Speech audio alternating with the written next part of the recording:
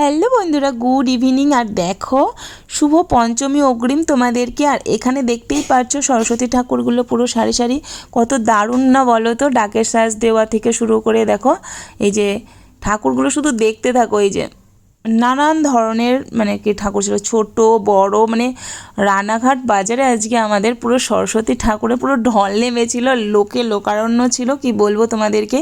শুধু দেখতে থাকো তোমরা, কত কত ঠাকুর। এই যে ছোট ছোট ছাঁচের যে ঠাকুরগুলো হয় সেগুলোও ছিল। মানে কি বললাম, ছোট থেকে বড় পুরো গোটা, মানে দুটো পাশ দিয়ে পুরো লোকে লোক। মানে ঠাকুর কেনার এত ভিড়, দেখো চারিদিকটা দেখে নাও, প্রচুর ভিড়। আর মানে ঠাকুর মানে এত পরিমাণে বিক্রি হচ্ছে, ধারণারও মানে বাইরে।